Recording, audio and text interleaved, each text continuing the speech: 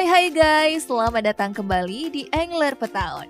Kali ini seperti biasa Mimin hadir untuk menemani kalian semua. Mungkin lagi bosen-bosennya nih rebahan terus-terusan karena situasi pandemi yang berkepanjangan. Nah, tapi kalian jangan khawatir karena Mimin punya 5 fakta menarik tentang Sungai Serayu. Sebelum Mimin sampaikan informasinya untuk kalian semua, sekarang coba dicek dulu ya di bagian bawah. Klik dulu subscribe-nya dan di sebelahnya ada tombol lonceng. Klik juga deh tuh ya. Karena dengan kalian mengklik tombol lonceng, tentunya kalian akan mendapatkan banyak update informasi menarik dari Mimin pastinya. Oke guys, berikut informasinya. Kalau ngomong-ngomong soal sungai, biasanya otak kita langsung adem ya guys, karena berhubungan dengan air. Nah, salah satu sungai yang sangat ikonik di Jawa Tengah, mungkin kalian semua sudah tahu ya guys, namanya adalah Sungai Serayu.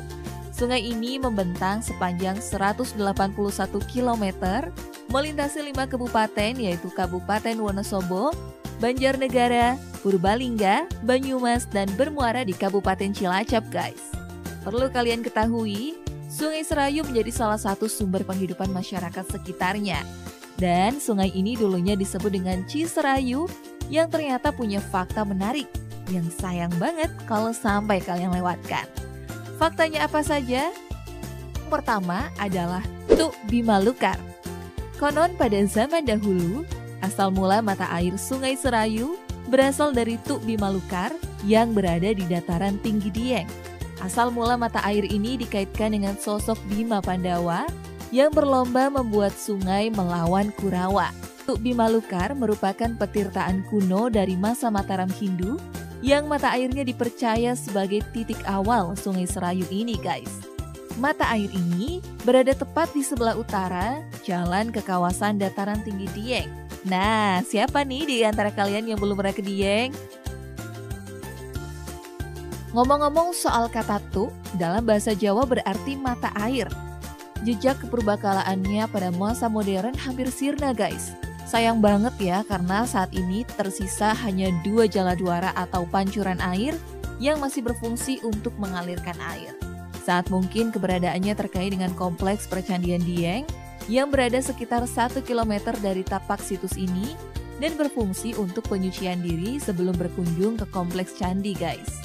Meskipun sekarang fungsi ritual sebagai tempat penyucian diri masih dipraktekkan, warga setempat juga memanfaatkannya untuk memenuhi kebutuhan hidup sehari-hari.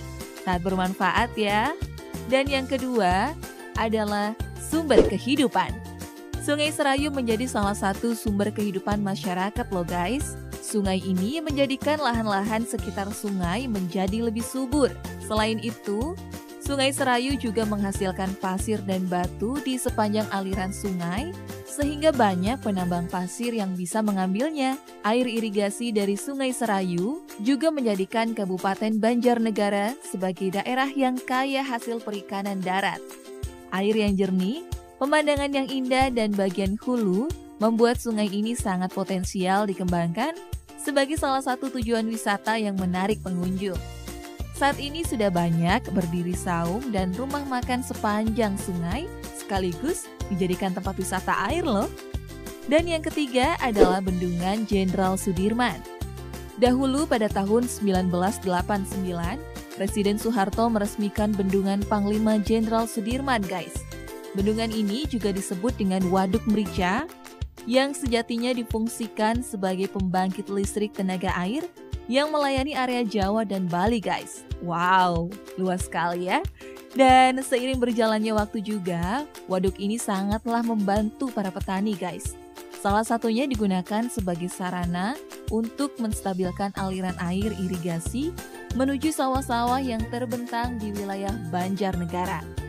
Waduk Jenderal Sudirman atau Waduk Merica ini juga dijadikan tempat wisata guys.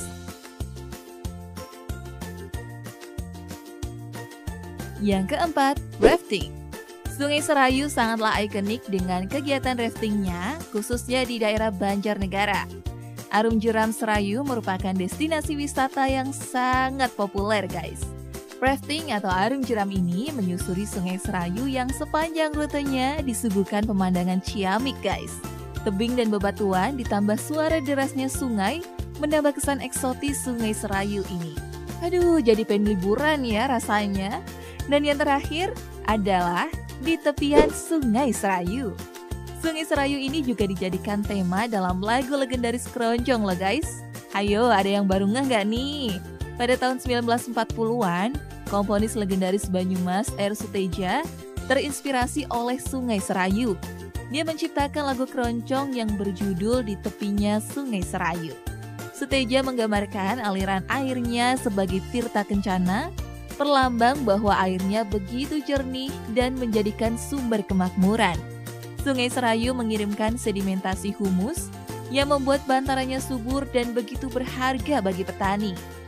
Peradaban-peradaban manusia tumbuh dan berkembang di sekitar alirannya.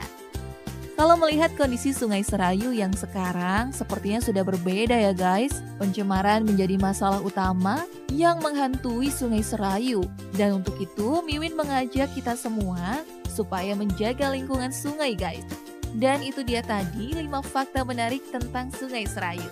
Dan terima kasih untuk Anda yang sudah menonton dari awal sampai akhir. Jangan lupa selalu dukung channel kami dengan cara like, komen, share, dan subscribe ya. Jangan lupa juga aktifkan tombol loncengnya. Tunggu informasi menarik lainnya hanya di Engler Petaun. Bye-bye!